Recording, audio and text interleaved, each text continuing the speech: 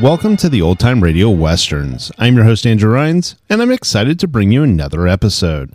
This is one of over 80 episodes released monthly for your enjoyment. You can find more Western shows at our website by going to OTRwesterns.com.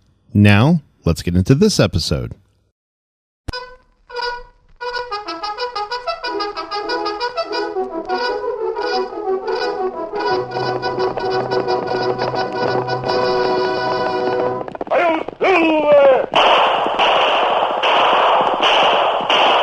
Fiery horse with the speed of light, a cloud of dust, and a hearty hi-yo silver, the Lone Ranger.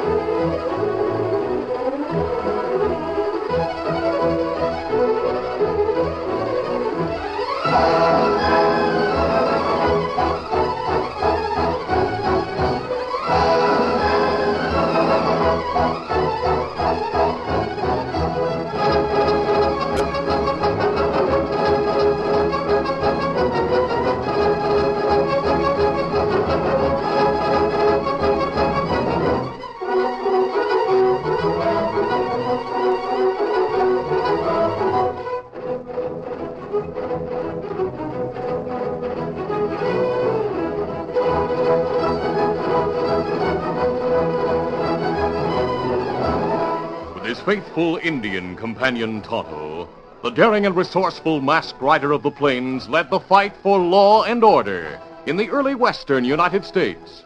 Nowhere in the pages of history can one find a greater champion of justice. Return with us now to those thrilling days of yesteryear. From out of the past come the thundering hoofbeats of the great horse Silver. The Lone Ranger rides again. Come on, Silver. Let's go, big fella. Hi-yo, Silver! Hi!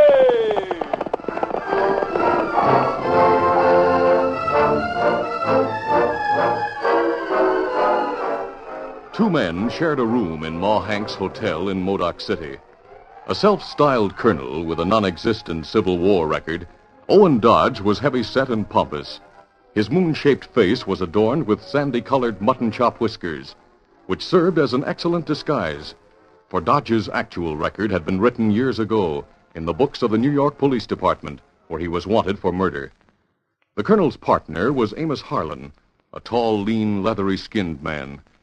The colonel polished a pair of gold-rimmed spectacles as he grinned at his partner. Amos, if all goes well, we'll soon leave Modoc City with plenty of cash. I'm not so sure of that. I am. Our landlady keeps a small fortune in her office safe. How do you know? It was open when I went to the office this morning to pay our bill for last week. Before Mrs. Hanks closed it, I saw the money inside. Furthermore, Amos, I made inquiries about her at the newspaper and some other places in town. I learned that her husband is wealthy, a New York lawyer who came here to live and married her. He's out of town right now. He went east about a month ago, and he isn't back yet. So she has money of her own, and she married more. That's right. She's an ideal prospect for our railroad stock. We might not be able to pull the wool over her husband's eyes, but it'll be easy to fool her. Mm-hmm. Well, don't you agree? Might be easier to rob the safe. And to have the law on our heels before we can get out of town, and not me, thanks, Amos. I propose to talk Mrs. Hank out of her money. By the time she realizes she's been swindled, we'll be far away from Modoc City. That doesn't mean we'll be in the clear. Yeah? I've been doing some investigating myself, Colonel. And I found out that Ma Hank and her husband Homer are good friends of the Lone Ranger. The Lone Ranger? I didn't know that. Yeah, I thought the news would change your style. That masked man's double-barreled poison to anyone on the wrong side of the law. And if he finds out we swindled his friends, well, I reckon you know what that'd mean. Yes. We'd be lucky to get off with a jail term. And you might hang if he finds out you're wanted for murder. That murder was committed years ago. That doesn't make the law any less anxious to put a rope around your neck. There's not a chance I'd be recognized. These whiskers and my glasses have changed my appearance completely. And I've added weight since then, too. Yeah, without the glass and the whiskers, you wouldn't look much different than you did. Nonsense. The authorities have forgotten all about me. They gave up the search long ago. The law never forgets a murderer, Colonel. You're not in the clear yourself, Amos. I may be wanted in the East, but you're wanted in the Southwest. I'm not wanted for murder. That's because you never left any witnesses to identify you. That makes me smarter than you were. Are you losing your nerve? Why let the thought of a masked man panic you at this stage of the game? I don't want to go to jail. We've sold a lot of worthless stock without being caught. We can get away with it once more.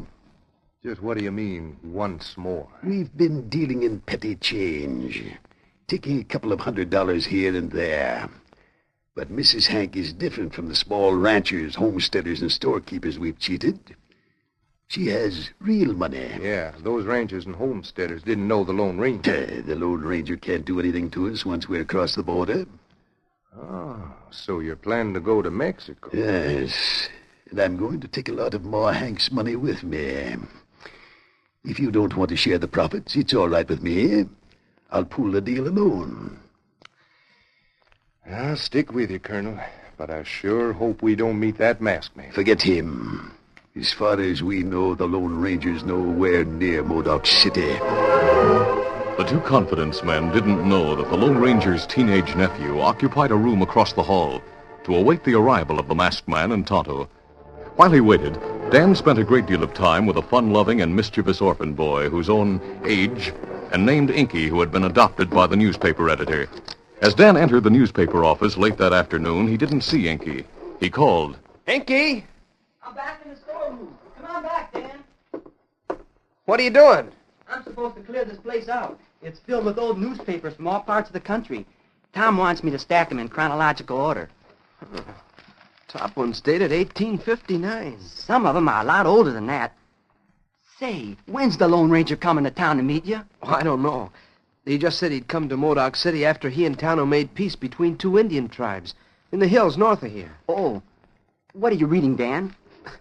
I was just looking at the front page of this old New York paper. Here's a picture of a man who was wanted for murder. Let's see.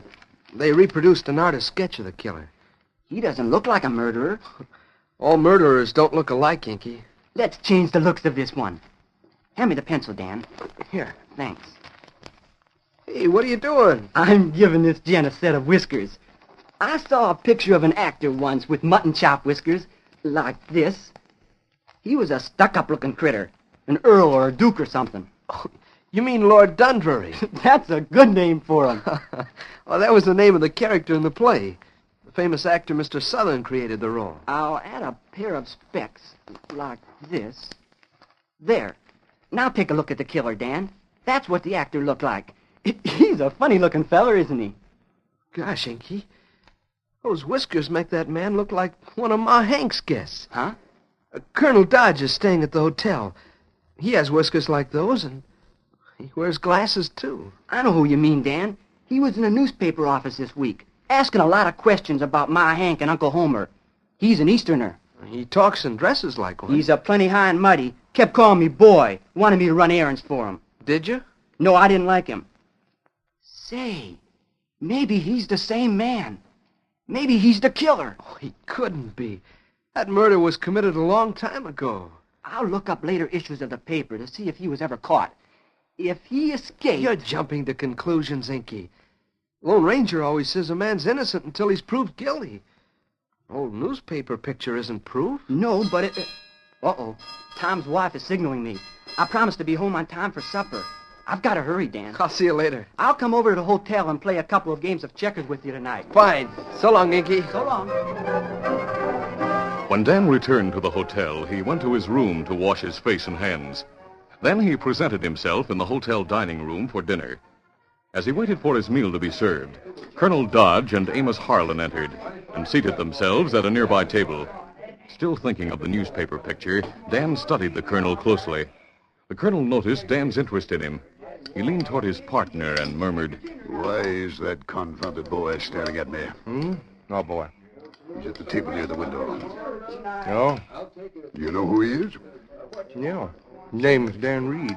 I've seen him around the hotel. There's a room across the hall from us. He's been staring at me ever since we came in. Why worry about a youngster's curiosity, Colonel? I dislike curiosity. Forget it. Enjoy your meal. Man, I haven't tasted food like this since I was a kid. My Hank is certainly a good cook. I've made arrangements to talk to her and her husband late tonight about the railroad stock. I think we'll be able to close the deal tonight or tomorrow morning. Well, the sooner we get her money and get out of town, the better I like it. At 7 o'clock that evening, Inky came to Dan's room in the hotel. He brought a checkerboard and checkers with him, as well as the front page of the New York paper that featured the picture and the story of the murderer that the boys had talked about. As he unfolded the tear sheet, Inky said, Dan, I went back to the office after supper to try to find out more about this killer. There was a later edition in this storeroom saying that the feller escaped. Did the law ever catch him? Not as far as I know. Tom's paper skipped a year after that. Maybe he dropped his subscription for a year or something. Where's the colonel's room? Oh, he's in the room right across the hall from me. Why? Let's put this picture and story on his door. We can put the whole page there. It'll be fun to see what he does about it. No, Inky, we can't do that. Why not? I think it'd be a good joke. You'll get into trouble one of these days with your jokes, Inky. Let's get out the checkers and see who wins the next game.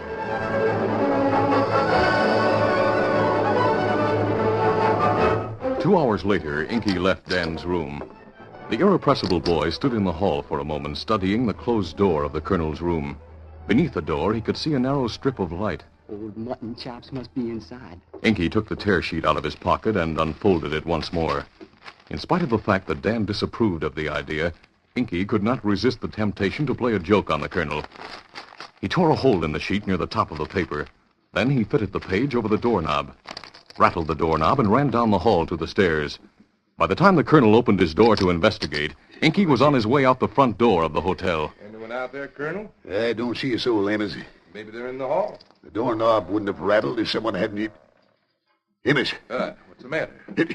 Look, it's fastened to the doorknob.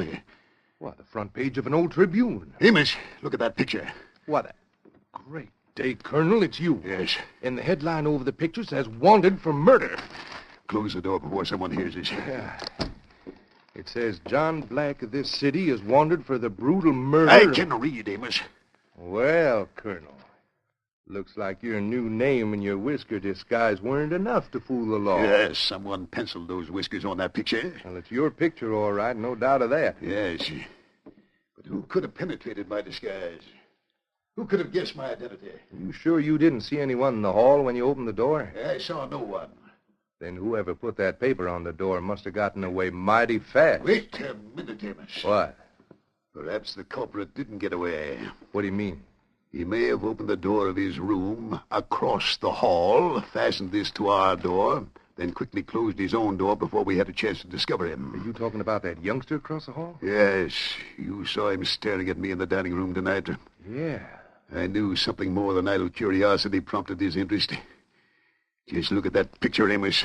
Those whiskers were obviously penciled by a youngster. I admit it looks like the work of a kid, all right. It's the work of Dan Reed. Come on. We must find out if anyone else knows my identity. How do you plan to find that out? I'll get the answer from Dan Reed.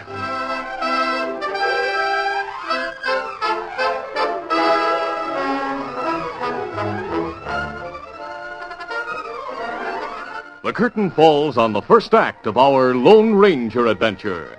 Before the next exciting scenes, please permit us to pause for just a few moments.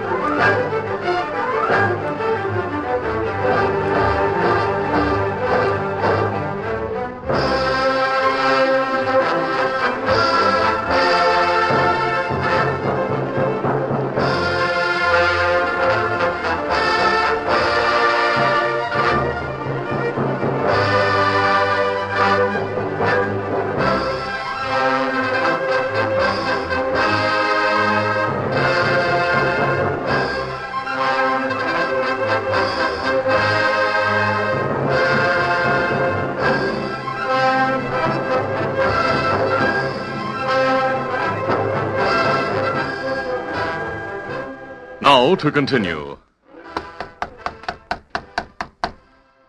A few minutes later, Amos Harlan knocked on the door of Dan's room. Hello. You're Dan Reed, aren't you? Well, that's right, Mr. Harlan, Amos Harlan. Is anyone in your room? No. Why? My partner and I'd like to talk to him. How about stepping into our room right across the hall? Well, Look, I don't have time to palaver, Dan. Step into our room and move fast. What's the idea of the gun? You walk ahead of me or I'll crack your head with a gun barrel and carry out. All right. That's better. The door's unlocked. Just turn the handle and walk in. Here he is, Colonel. Good work, Amos. Now keep him covered while I ask the questions. Right. Now then, young man, what was the idea of putting that old newspaper page on our door? Newspaper page? Do you deny penciling these whiskers on this picture? Oh, so he did leave it on your door. Who's working with you? I don't know what you mean. Who put you up to this trick? Who besides you has penetrated my disguise? Disguise? There's no use playing dumb. We know you're wise to the Colonel. But I now don't... be sensible and tell us if anyone else knows about that murder. I can't tell you anything. You are making a mistake, boy. If I have to, I'll gun whip the truth out of you. Take it easy, Colonel. We can't start a ruckus in the hotel. Someone will hear us. But we can't. We'll have to get the boy out of here. How? We'll start this way. Sorry, Dan, but if you're unconscious, you'll be a lot easier to handle. You knocked him out. That's right.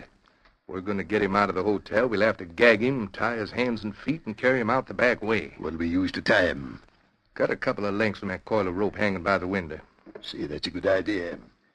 I always wondered why hotels kept coils of rope near the window. It's a means of escape in case of fire. Well, we take him when we leave here. I'll take him to that old trapper's shack we saw on our way to Modoc City. Yes, I remember the place. It's north of town. That's right. And while I'm going there, you better go talk to my Hank. If you can't get the cash from her tonight, we'll never get it. Because we can't afford to stay around town any longer. I'll get it. Then I'll join you at the shack. By that time, you should be able to make the boy talk. Colonel Dodge found Ma Hank in the hotel kitchen. As he accepted the big cup of coffee the landlady offered him, the colonel remarked, I hoped to be able to talk to you and your husband this evening, Mrs. Hank. I'm expecting Homer back tonight, Colonel Dodge. Is he out of town? He was back east on a visit. Well, I'll not be in town much longer, Mrs. Hank, and I want to give you an opportunity to buy the stock I told you about before I leave. Now, I'm in a position to offer this stock to a limited number of people. The colonel was a convincing salesman. Ma Hank was about to buy the worthless railroad stock when she heard a light tap on the kitchen window. She opened the door and exclaimed, Great sakes alive, the Lone Ranger. Good evening, Mrs. Henry. And Tonto, well, come in, come in. Oh, it's good to see you, Mrs. Henry. When'd you get to town? Just a few minutes ago. We stayed off the main street to avoid being seen. Where's Uncle Homer? Ma explained that she expected her husband momentarily and introduced the masked man to the uneasy colonel, who had been nearly paralyzed with fear when the masked man entered the kitchen. Then the Lone Ranger asked for Dan Reed. Ma left the kitchen to call the boy. The colonel hurriedly pushed back his chair. Well, I'll go to my room and join my friend Amos. Honored to have met you and your Indian friend, sir. Good night. Instead of going to his room, the panic-stricken colonel went out the front door of the hotel and rushed to the livery stable. He rented a horse and raced out of town. Get up there. Get up. Meanwhile, Ma Hank was on her way back to the kitchen to report that Dan was not in his room. As the buxom landlady came down the front steps, she saw Inky standing in the doorway looking down the street. The mischievous boy was laughing heartily, for he had just seen the colonel racing out of town. Thinking his joke had been a huge success, he was about to go to see Dan when Ma gripped his shoulder. Hey, what? Inky, where's Dan? In his room. I just came from there. He's gone. Where'd he go? That's just what I want to know. And the Lone Ranger will ask the same question. The Lone Ranger? Is he here? Yep, he's in the kitchen. Now come along, Inky. He'll want to talk to you. In the kitchen, Inky explained to the Lone Ranger that he had not seen Dan since he left his room after the checker game. Where's the colonel? He has the room across the hall from Daniel's. Maybe he heard the lad go out. The colonel left to go to his room. He's not in his room. I saw him riding out of town a few minutes ago, and he was traveling plenty fast. I figure that newspaper picture scared him so bad he wanted to get out of town before the law started after him. Inky stopped abruptly. He hadn't meant to tell Ma Hank about the prank he had played on her guest, but the Lone Ranger picked up the boy's remarks and questioned him at length. Squirming uneasily, Inky confessed what he had done. Inky, I ought to tan your hide for coming into my hotel and tormenting my guests. Gosh, Ma, I'm sorry. I won't do it again. You're doggone right you'll not do it again. Now, Mrs. Henry, if the colonel is innocent, he had nothing to fear. He looked plenty scared when I saw him. He sure was in a hurry to get wherever he was going. Well, he must have left here soon after I went to look for Dan. Yes, he did. I think we better question the colonel's friend Amos. I'll take you to their room.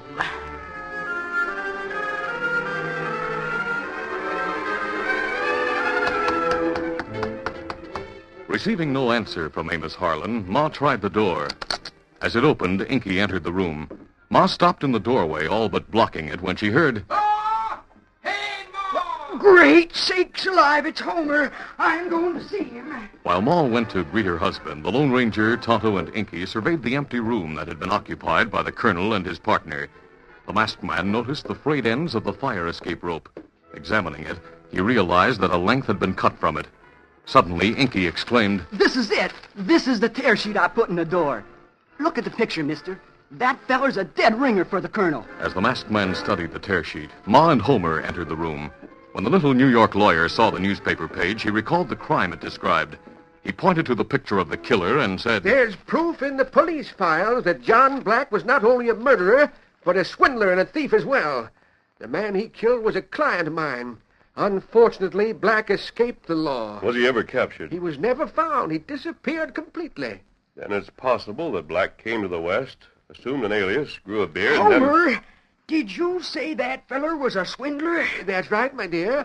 He sold countless people worthless stock in non-existent gold mines and oil wells. Why, that no-good, double-dealing, triple-twisted polecat. What's wrong? He was trying to sell me railroad stock. Oh, Maud, did you buy it? No, but I might have. I knew he was a crook. I told Dan he was the killer. Mister, there's no doubt in my mind that John Black and this so-called Colonel Dodge are the same man. You may be right, Homer. I'm wondering if there's any connection between the colonel and Dan's disappearance. Inky, was the colonel's partner with him when he left town? No, sir. Old Mutton Chops was alone. He was riding a rented All right, horse. come on. We'll question the man in the livery stable. He'll be able to tell us whether or not Amos Harlan rented a horse. If he did, that means they both left town. At the livery stable, they learned that Amos Harlan had rented a light buckboard as well as a horse. The Lone Ranger's mind raced. He recalled the frayed ends of the rope in the colonel's room and realized that the length cut from it might have been used to tie the hands and feet of a prisoner. The buckboard might have been used to take the prisoner out of town. He turned to Tonto and said, Come on, Tonto. We'll go back to the hotel to pick up the tracks of that buckboard. In the brilliant moonlight, the tracks were easy to see. The masked man and his Indian companion mounted. Easy, steady, big fella. We'll follow these tracks. And I'll go tell Marshal Jim Fraser about the colonel. When he sees that newspaper picture, he'll go after that crook. Good enough, Homer. Come on, Silver! Up, scout! When the colonel reached the lighted shack on the edge of town, he saw the buckboard at the side of the old weather-beaten cabin. As he drew rein and dismounted, he wasn't aware of his disheveled and dusty clothing. The fastidious colonel avoided travel by horseback whenever possible. He disliked horses, and as he strode toward the door of the shack, he thought sourly of the long, uncomfortable ride ahead of him. Amos! I'm here, Colonel. Did you get Ma Hank's cash? No. Well, why not? Why did... Well, what's happened to you? You look like you've been dogging a couple of locoed steers. Where's your hat? I left Where's town your- in a hurry. We've got to keep going. Get set to travel. Where to? To the border as fast as horses will carry us. Well, why? What's the hurry? The Lone Ranger showed up in town. Lone Ranger? At the hotel. Well, What's more, he's looking for this boy. Good, I'm glad to hear that. Shut up, you sneaking little snooper. If you hadn't mixed into our affairs, we wouldn't be in trouble. And I couldn't get him to talk, Colonel. He admits someone else in town knows about the newspaper story, but he won't mention names. If I had time, I'd make him talk. But come on. The faster we move, the farther we'll be from that masked man. Amos climbed to the seat of the buckboard, and the colonel mounted his rented horse. They were about to start when they saw two riders approaching. As the two horsemen came closer, the colonel recognized them. It's the masked man and Tonto.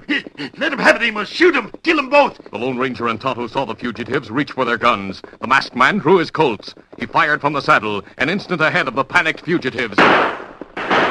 Amos and the colonel cried out with pain as silver bullets struck their mark. My arm is busted. My shoulder! Oh, my shoulder! Kimosabe, that dam. Easy, steady, big fella. He's inside the cabin. Keep these two covered while I go get him, Tonto.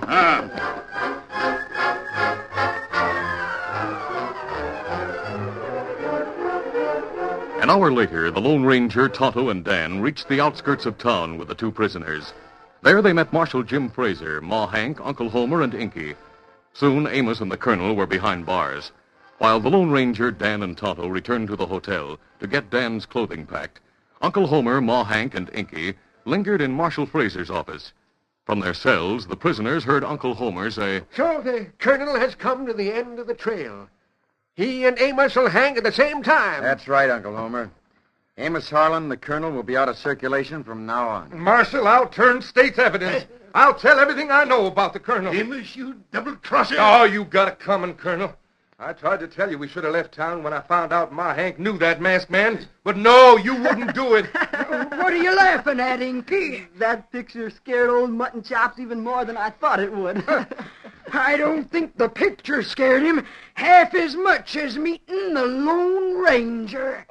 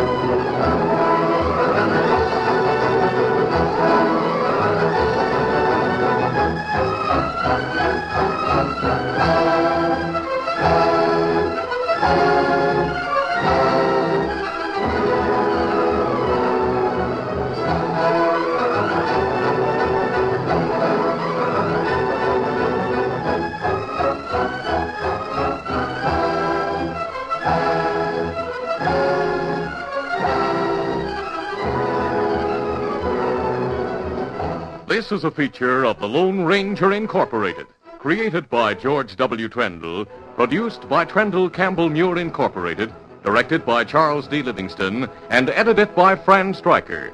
The part of the Lone Ranger is played by Brace Beemer.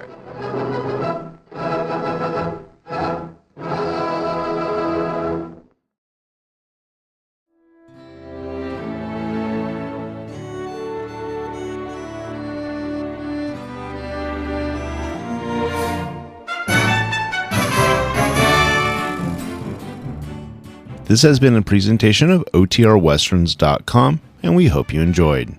Please take some time to like and rate this episode within your favorite podcast application.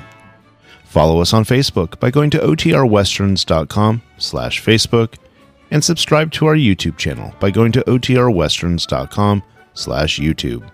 Become one of our ranch hands and unlock some exclusive content. We want to thank our most recent ranch hands, Steve and Ron W., who joined us recently. You too can join by going to OTRWesterns.com/donate. Send us an email, podcast@OTRWesterns.com, and you can call and leave us a voicemail, 707-986-8739. This episode is copyrighted under the attribution, non-commercial, share-alike copyright. For more information, go to OTRWesterns.com/copyright. Have a great day, and thanks for listening.